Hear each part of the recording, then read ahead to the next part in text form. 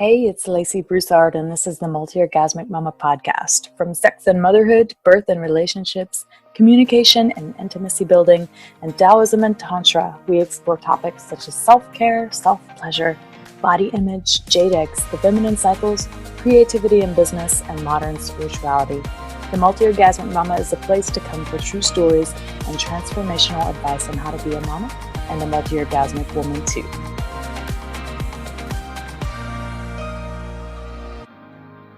Hello, everyone. It's Lacey here with Debra Pascali-Bonaro. Debra is the creatrix of the Orgasmic Birth movement, and she has a documentary on Netflix and a book that she co-authored, and she has been like my mentor and inspiration for the last few years, and I'm absolutely ecstatic to have her on today. Hey, Debra, how are you? Oh, I'm awesome, Lacey. Thank you so much. This is such a pleasure being with you and your audience today. Yeah, I don't follow many people in the birth world, and I don't interact with too many people in my own niche, but you, Debra, are like the one person I do, because everything you do is so amazing, and I'm just so inspired by you all the time. So I'm super excited to share Debra with you all today. So if we could just start by just telling us a little bit about what you've been doing, what you've been up to, all of the programs and trainings you offer, and all of your online stuff. Yeah, anything you want to say? Thank you. It's a really exciting time because, I began as a childbirth educator and a doula trainer, and I'm still doing that. I've had an opportunity just recently. I was counting. I've taught in 42 countries around the world, and in sharing workshops both about pleasure and orgasmic birth and doulas and comfort, that's one of the ways people can join me, both in retreats around the world. One of my favorite is Eat, Pray, Doula in Bali. But that experience of both sharing with people around the world is always learning, because I'm hearing their stories. And in many places, I'm getting opportunities to attend births in all different cultures. And it was really out of that my dream of, literally a dream in my sleep, to create the documentary, I think Orgasmic Birth, came from, where I realized that I see joy and pleasure and the connection of birth to our sexuality, but it wasn't being talked about in kind of culture. It wasn't the common thread. So I was blessed to dream Orgasmic Birth and then watch it really unfold. And then, as you said, co-author the book Orgasmic Birth. And with both of them, so many people kept saying to me, but I want more. I want what they're having. How do I have that? And so in the last few years, I kind of birthed an online childbirth class called Pain to Power Childbirth. And we offer two options. One is what we call our comprehensive bliss, for those people that really want to go deep and really explore both body, mind, spirit, and sexuality in pregnancy, in birth, and in parenting, because this is a whole process. We birth the way we live, and so we really have to reflect on how we're living and what our values are and what we want to bring forward or what we want to change as we prepare to birth and parent.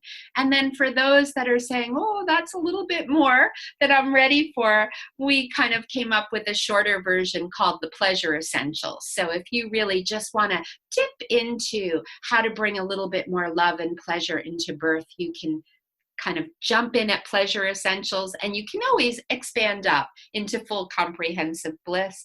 And we're in development. I'm always creating, right? When you're in your pleasure, creation just flows, whether it's creating a baby or creating a new project.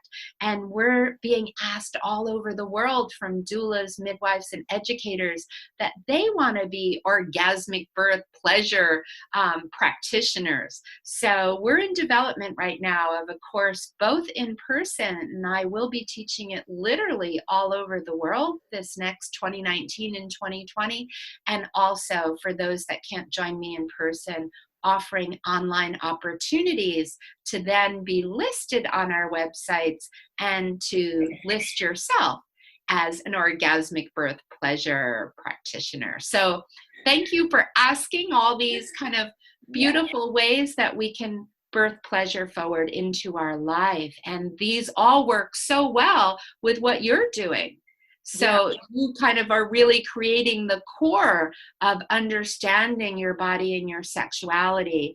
And we're kind of building on that to bring it to birth. Yeah. Wow. I am so excited right now. I have so many questions. Okay.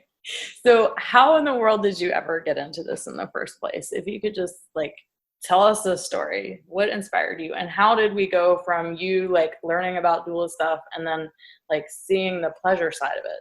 Because I think a lot of people are like, wait, birth, pleasure, what? Right. Like they don't go together, right? Yeah. Yeah. It's really amazing for me because I have to say, like somehow I was born with this kind of, I had a fascination with childbirth from being a little girl. I wanted to learn about birth. I don't know where that came from truly, but I was blessed with knowing my great grandmother well. And if we all go back to great grandmothers, they all birthed at home, right? I mean, my great grandmother was giving birth in the early 1900s in Harlem in New York City and had her first babies at home. And then I live in northern New Jersey, and she moved to this area at that time, calling it the country, which we're suburbia now to New York, but I'm sure it was country then. And she told me her birth stories with really joy, pleasure, and love. And she never once used the word pain. She used the word that it was intense and that there were some moments of challenge, but that you kind of moved through them, both literally, because she talked about being up and moving and working on the farm and doing things, but she also meant moving through it, I understood, emotionally and spiritually. And she shared with me this wholeness of birth, but what she really shared is when she talked about that moment of the baby coming through her body into her arms, I saw just she lit up. You know, this 80-year-old woman was in bliss as she told it to me. And that imprinted on me as a little girl that there was this love and pleasure and joy. And so when it was time for me to give birth, these stories of pain and fear and that didn't resonate with me. I really was like, I want what my great grandmother, and then even my grandmother and my mother talked about birth with great joy and excitement. So I kind of had this in me. And as I started attending lots of births as a doula, I thought, I'm seeing joy, I'm seeing pleasure, I'm seeing love. There might be challenge, and sometimes people have moments of pain, but you can have pain and pleasure, as you know. We can have challenge and joy, you know. Why were we only giving voice to one side of the coin and missing this entire other piece? And sometimes the deeper the challenge, the greater the pleasure and the joy at different moments. So we were not honoring, in my mind, all that birth held. And that's what really brought me to saying, okay, we say orgasmic birth, the best kept secret. I was like, no secret, no more. We've got to broadcast this initially in a film, but in other ways, because I've been stunned by the number of women that have told me literally thousands and thousands their pleasure moments. And when I say, did you tell anyone this? They'll say, no. Did you tell your partner, your husband? No, I didn't want them to think I was weird. And I started hearing that women weren't even confiding in those closest to them the intense pleasure and sometimes orgasms or orgasmic expansions they were feeling in birth. So I've kind of dedicated my life to saying, let's give voice to this. And what I heard by not sharing was that some women felt shame that they had pleasure instead of pain. And no one should feel ashamed for what their body brings them in any way in birth. That's so true. Yeah. Wow. Okay. I would love for you to paint a picture of what an orgasmic birth is like, a pleasurable birth. Like, how is this different than what happens and what everyone hears about in the hospital? And it's like awful and painful. Like, how is this different for those of us that, don't know? So first, I think it's important, like we can all define orgasmic birth in our own way. And I encourage people to write their own definition because Okay. there, I think we birth in our own way. So I'll just share my kind of definition. And Elizabeth Davis, my co-author of Orgasmic Birth, we talk about it as heightened physical and emotional sensation of a birth where we really intentionally claim our power and what we want in birth, to birth where and with whom and how. So this again is an individual, you define that, and it's birthing in your power and with pleasure. And it includes the people that have a birthgasm. And that's that incredible orgasm. The women that do have a birthgasm often say it was the biggest and the most expansive, incredible orgasm of their entire life. But that is only a small percentage of the people that have an orgasmic birth. And I'm really clear, so is Elizabeth, that we don't want a birthgasm to be a performance standard. No one should go into birth with like, I have to have a birthgasm to have had a pleasurable birth, because as you know well, there are so many elements and aspects that we can experience pleasure. And we want people to have an expansive view that birth can hold many different elements of pleasure, and don't have an expectation, but prepare so that you make it more likely you'll have a pleasurable experience. And so what I say to people, first of all, is be mindful of where and with whom you plan to birth, because as you said, not all, some of our hospitals are changing now, thankfully, but many of our hospitals literally put women down. And that's the last thing you want when you're laboring. Laying down makes labor longer and more painful. We've known this for more than 100 years. So why we're still doing that is mind-boggling. But as you know, birth is a continuum of our sexuality. And when we're in a place that we can tap into the deepest, most sacred parts of ourselves so that we feel safe to open, then we will have a gentler, easier, and access pleasure easier. But if we're in an environment where we don't feel safe, where we don't have privacy, where we feel either literally put down or emotionally put down, we all know in a sexual experience that not feeling safe, not having privacy, and feeling that people are judging or putting us down, our bodies just close. And so many births today, I feel the babies are cut out, sucked out, and pulled out because we're not creating an environment to open on every level. And so to experience pleasure, environment and the people that are with us are really important, that we feel in a space that we can open. And when we open on these deeper emotional levels, spiritual levels, we can find pleasure in a giggle, in a dance, in, I always say, dark chocolate. There's pleasure is accessible to us in many, many ways. Some of it sexual pleasure, but pleasure can be just the way someone strokes your hair or looks at your eyes or tells you some sweet, loving words and tells you you're beautiful and powerful. So creating that space that can bring all your definitions of pleasure, how do you receive pleasure, will help you have an orgasmic birth. This is so next level. Everything that you were just describing is just like, like we have this idea of what orgasm is. Like it's just this fireworks explosion, right? That is such a patriarchal view of orgasm. And that's one thing that I try and teach women on this podcast, because I've probably talked about it at least 3 times.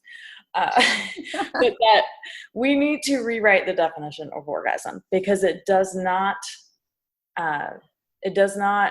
encompass many women's experiences of peak pleasure.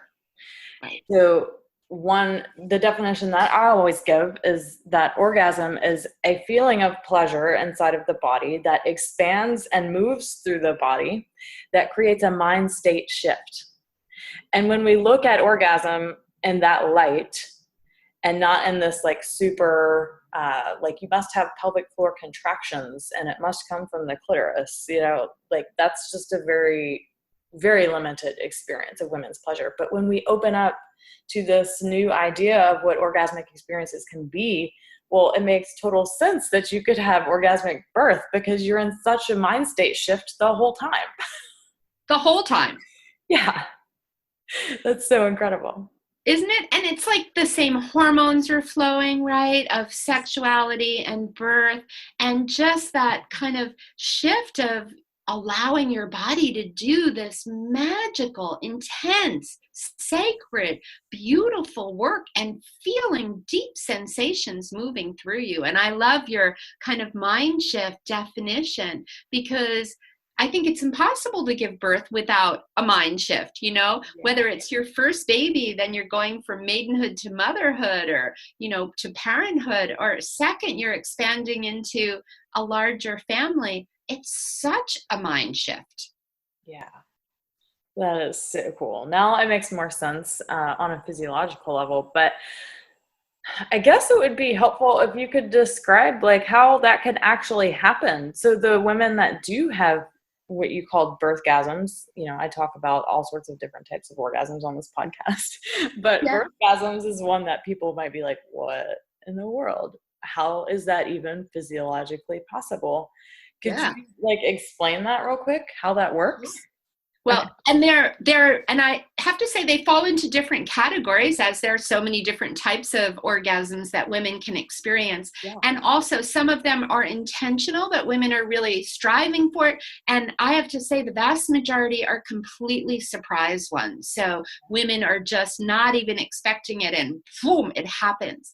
Yeah. Some of it is truly the baby moving down and stimulating the G spot, just as you talk about, right? The cervix has so many nerve endings there. I mean, the clitoris with 8,000 nerves that are really enveloping all that area. The baby's coming down and gently massaging and touching so much of our sensitive area that women get triggered just from babies' kind of movements down. So that's one type that totally surprises people. Like they weren't thinking about that. And that amazes me, that we all know that we're going to give birth from the deepest part of what we consider our sacred sexuality. And yet we don't talk about that we could have any pleasure feelings as the baby comes out. And there's almost this sense of grossness that our baby could give us an orgasm, especially from a lot of young men. When we get pushback, it's often young men who feel like they don't want to know that a baby, or they as a baby, gave their mother a birthgasm. And yet it's so interesting that we're so comfortable with pain and thinking that we caused our mother pain, but not pleasure. And so I think there's a lot we have to kind of get around, because I think more people could experience that if they weren't so afraid, so closed down, so shut down, that they're not fully feeling the pleasure that the baby could give them. On the other hand, the people that are consciously trying, those are the people that many of them are masturbating. And we now know that pain and pleasure, right, travel on the same pathway. And the women that are stimulating their clit in labor, that are masturbating, that are having nipple stimulation done, that partners are kissing them in their neck, and whatever their kind of pleasure cues are in their sexuality, from stroking hair to looking at them with love. But if their partner or themselves are tapping into what they know are their erogenous ways of arousal, a lot of people never will feel pain at those moments. They might in other moments when they're not tapping into it, but a lot of them will bring themselves to amazing orgasm, as we call them, birthgasms. And these are intentional. And wow, I do have to say, even in our book, I love this. Like some people that aren't even intentional pre-planning, but in the moment get a sense that they're feeling this pressure that's building, of course, in their vaginas, in their labia, in their clit. And one woman who just can't even believe she did it, she was pushing her baby out, and there was a head on the perineum. And those of us that have given birth can kind of remember feeling the fullness of a head right there, and that kind of burning and stretching that's happening to birth the head. And she grabbed the midwife's hand, who was kind of down low to catch the baby, and moved it up to her clit and said, I have so much pleasure. Can you stroke here for me? And the midwife expressed kind of shock, because midwives also, we've disconnected birth from sexuality, because otherwise how do doctors, nurses, and midwives do what they do? If they really honor birth as sexual, they have to have a different mindset.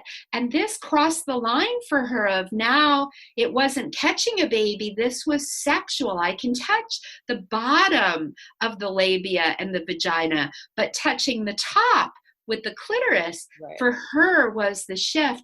But she had this moment, and the midwife said to herself, why can't I? If this is what the woman needs, and this will prevent tearing because it will bring more blood and lubrication, which eases the baby out. She had her own mind talk, and this is what's going to bring her from pain to pleasure. The midwife stroked her clitoris, and the baby gently slid out to an amazing birthgasm. And the two of them after had this moment of kind of shame that they crossed a line. And then the two of them agreed to share the story, because they thought, wow, how important that we give voice to that. These are feelings I think millions of people have, but don't allow themselves to move into it, don't take their own hand, their midwife's hand, their partner's hand, and ask for what they need at that moment, that their body's really saying, this is going to make the experience not only easier, this is going to reduce tearing, but it's going to give you pleasure instead of pain. So amazing to hear the stories that people share. Oh my God. Thank you so much for sharing that. That is incredible. It almost makes me want to have another baby. Almost. Yes. Not going to happen. But yeah, I mean, just knowing what I know now about, sexuality and being a sexuality teacher, and, how to ignite and really awaken the body's full potential to experience pleasure and really any state if you just focus on it. Like, you can experience pleasure while you're extremely angry. You can experience pleasure while you're extremely sad. It's these limiting things that we put on, like you were saying, with the shame. I mean, it's almost shameful to admit that me in an angry state could be pleasurable. It's the same thing with like a woman birthing a baby and feeling ashamed because she's actually feeling pleasure. How different of a world we would live in if we didn't put so much shame on our own pleasure. Totally. And think about it. It's pleasure, whether it comes to orgasm or not, shifts your hormones. And that hormonal shift of brain oxytocin and beta endorphins, right, actually can take you out from anger to peace and calm, because oxytocin is the hormone of love, calm, and connection. Or when you have a headache, I mean, my husband will probably cringe when he hears this, but yesterday morning, I woke up with just a killer headache. I have kind of discs from an accident in my neck that can get out of place. And if I just sleep a little bit wrong and my neck is hurting, I get a headache. And so with all the travel I've done and planes and that, my neck was bothering me. And he looked at me and I go, I have this bad headache. And he goes, okay, so you need an orgasm, because that will truly, a lot of people don't realize it. They think a headache is the prime excuse not to have sex. It's the prime reason to have an orgasm, because when you get the oxytocin, it's a major pain reliever and it shifts. And he knew, he was like, okay, it's what I got to do as a good husband, is give you a really great orgasm this morning and get rid of that headache. And sure enough, it helped amazingly. And if we apply this to birth, when we are experiencing the challenge, or if it is pain, however it feels for you, truly taking those moments, whether it's in between surges or during, to masturbate or I have thousands of women, and I know it's not for everyone. None of this is for everyone. Everyone needs to personalize it for themselves. But they're using vibrators and finger vibrators and other vibrators on their clitoris during the surge. They are in orgasmic bliss in birth. And when I'm there as their doula, sometimes the midwife and I, as they're like just blissing out with every surge, we're having to go. And I come home at night, I say to my husband, you're waking up now, because like I've been in orgasmic bliss for 8 hours, and I need you now. But it's amazing to experience birth in that way, and in just a beautiful way, because you're birthing your baby in love. This is all about loving our bodies, loving ourselves. If we have partners or other people with us, their love for us and their love for the baby. And if we can see that love can expand in our lives, we know this when we welcome a baby, love expands. That's what I see pleasure as a component of that. And how do we expand into that in life, and then bring that into birth? Yeah. Wow. If someone was on here wondering how in the world can I have an orgasmic birth, what would be, like, I have my own ideas about this, but what would be the one thing you could tell them about how to prepare to have that, or how to open up to that experience? Like, what do you need to do? What do you need to do to experience a pleasurable birth? There's not one thing, right? Because it's a whole component, but there's one exercise we have in our book that I really love, because this helps each person find what they need, because it's all different for us. But we write that if you were to look at your sexuality today, and I encourage everyone listening to do this in your own mind or write it down if you want to, think about on a scale of 1 to 10, how you feel about your sexuality and your body. So pick a number, 1 the lowest, 10 the highest. And for those of you right now that are thinking 10, like, rock on. You are ready for an orgasmic birth, because we birth the way we live. And then just identify all the elements that you find pleasurable, that you are honoring in your body, in your sexuality, and make a list of all those ways you can bring them to birth. But for those of you that number is not a 10, this is a time to really say, what would it take to make it a 10?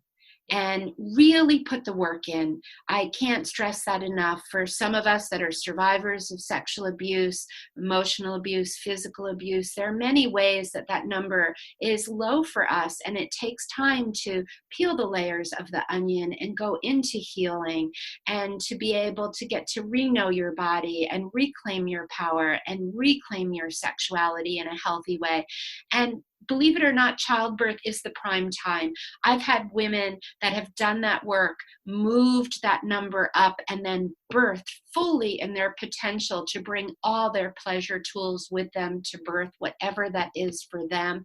And they've told me that birth healed them from past abuses more than years and years of therapy. One woman wrote beautifully, I lobbed off the head of every single person that ever put me down, ever assaulted me, ever said a negative word to me in that moment of birth. I reclaimed my body, reclaimed my sexuality, and really stood in that pleasure and power place. So I find that it sounds so simple, but it's so complicated to do that scale and that self-evaluation, but really evaluating. And for most of us, even who claim a healthy sexuality, usually that number is still an 8. There's usually always room for growth and expansion and learning.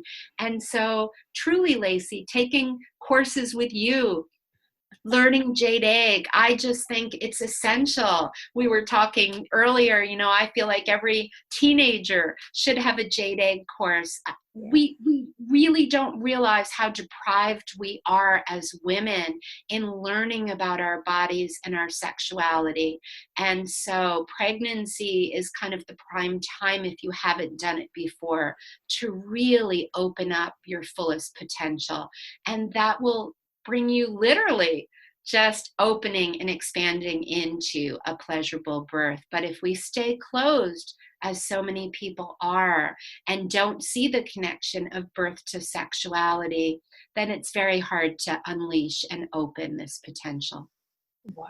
that gave me goosebumps. I know you can't see them, but I have goosebumps all over my body right now just hearing that, because I know how much it can take to help someone heal. I know how long that journey can take to heal their sexual hangups and blockages, and how deeply ingrained that is. And to hear that it can all be gone, just by focusing on it and really paying attention and bringing in whatever you need to do to help heal that while you're pregnant, even, so that by the time you have your baby, you're just like, I'm done with this, oh my goodness, what an amazing transformation, and an opportunity to heal that at such an amazing time as having a baby, because you don't want to pass on all of those, any of the blockages and negative beliefs we have about our bodies and our sexuality to our kids. So like, what better time to do it than then? Yeah.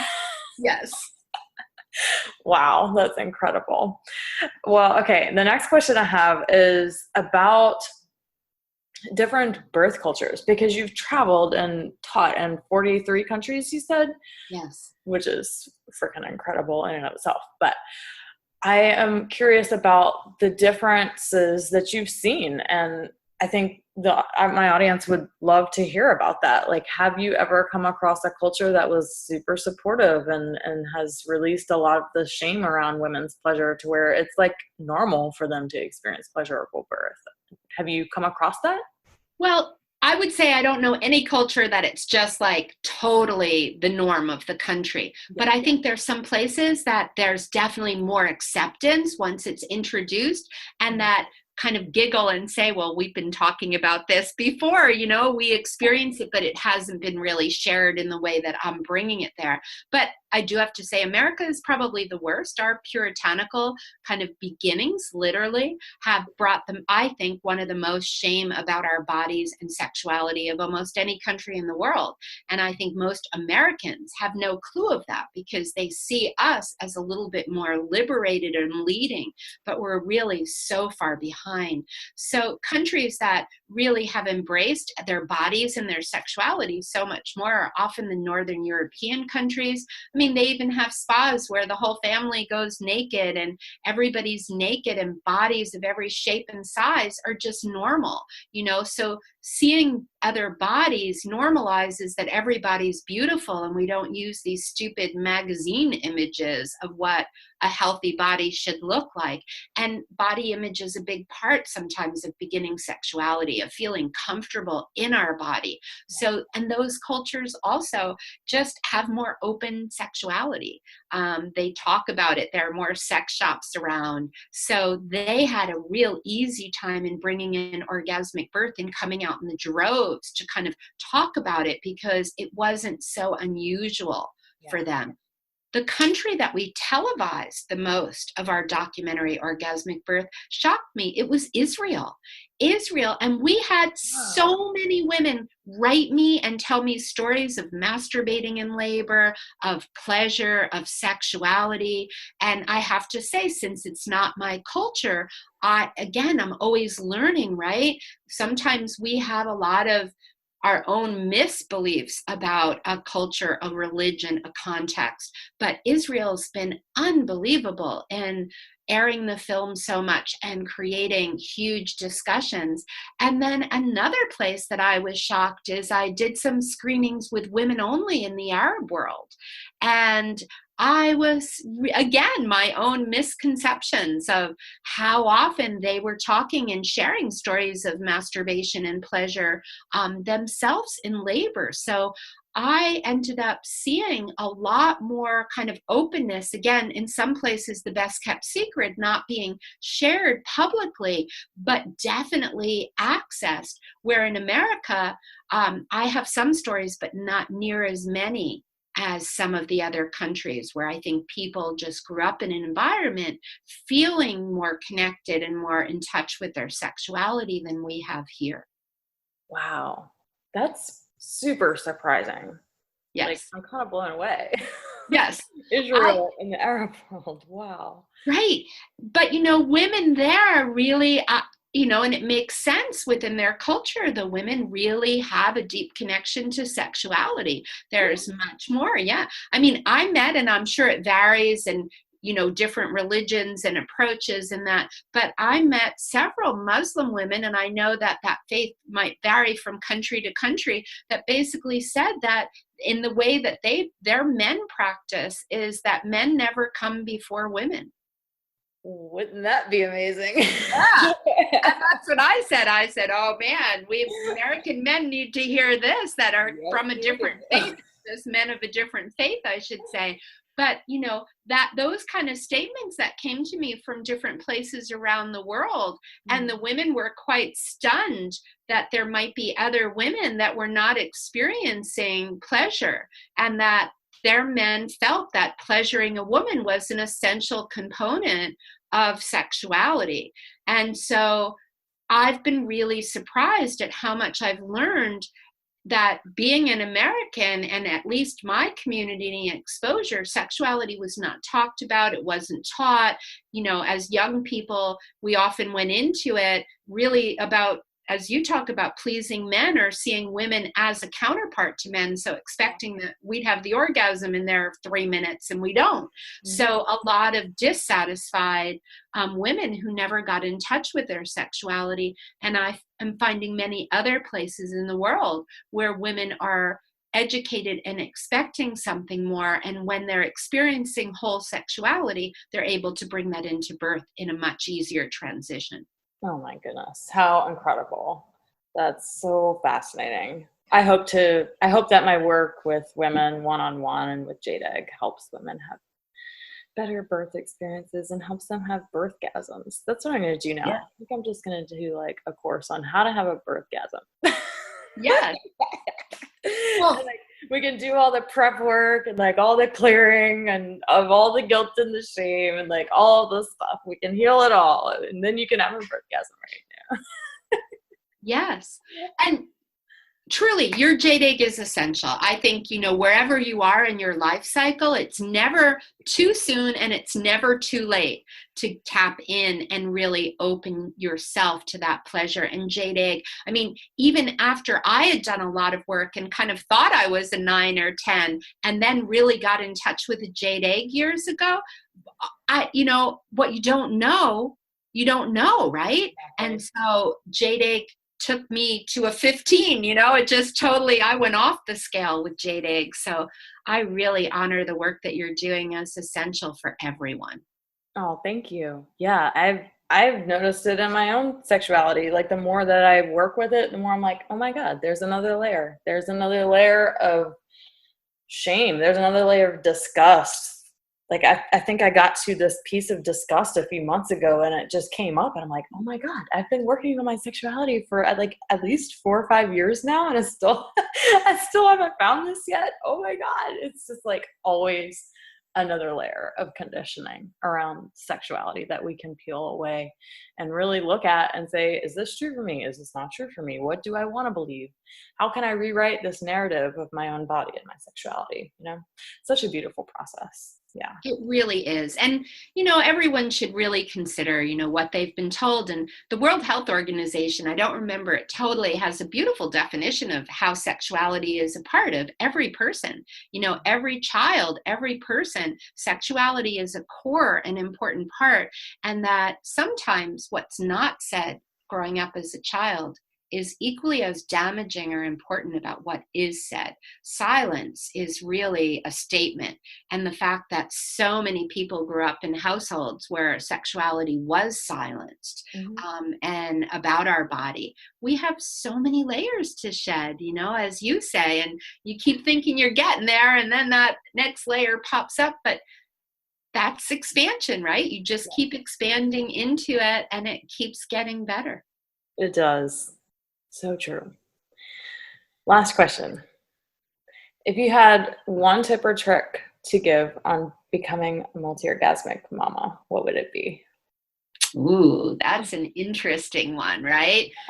I would say time. I think that we need to really understand that female sexuality is a process, and there's a great song I put on sometimes in my groups, and it's called the 1 Hour Mama. And I'll have to send it to you because this artist talks about, I'm a 1 hour mama and I don't want no quickies.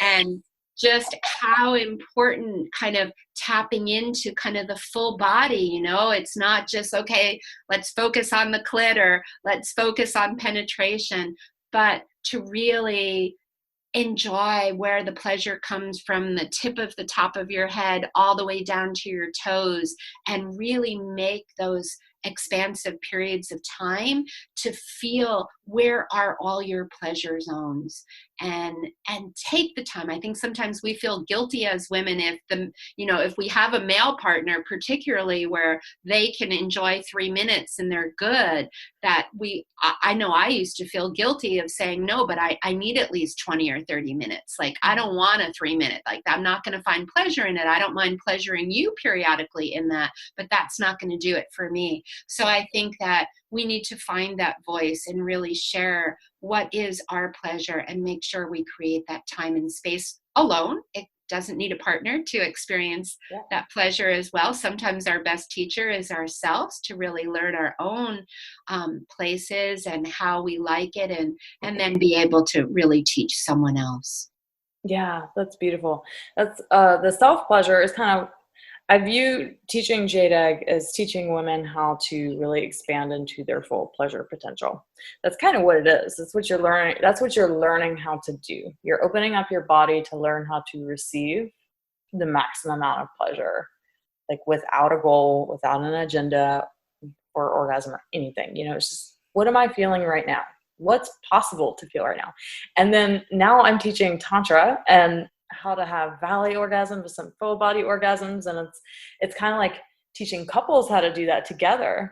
So then the self pleasure is like your own personal training. And then you bring that in with with your partner. And it's like, holy crap. Like the amount of stuff that we are capable of feeling, the amount of connection and love and pleasure with another human, like without taking that time, like you said, you don't get that. Like you don't get to experience it, and you don't know what you're missing until you actually try it. So That's true, right? Yeah, definitely time. That's a huge one. Wow. Thank you so much for sharing that. You're welcome. Yeah. Well, if you have not seen Orgasmic Birth, the best kept secret, could you tell us where to find it and Sure. the book and all of that and how to connect with you? Yeah. And all of it's on our website, and it's really easy to remember because it's orgasmicbirth.com, and you can either rent it and stream it or buy it and download it. And it's available on the website in 5 languages. So make sure you find your language, obviously English, but we're also available in French, Spanish, Portuguese, and German there. And you can find our book there, Orgasmic Birth, your guide to a safe, satisfying birth. And you can click over to our online course, or if you're really interested in taking our online course, which if you do, we give you the film in the book. So if you buy the online, even the Pleasure Essentials, the short version, you will get the film in the book. And that website is paintopowerchildbirth.com. So thank you so much, Lacey, for letting me share all of that and for this special pleasure time with you. Yes, of course. It was amazing. Thank you so much for being on. Well, I wish everyone that's listening, if you're pregnant, a really pleasurable birth. Oh, yeah. And we look forward to being together again. I know, definitely. Okay, thanks, Debra. Take care. Bye, everyone.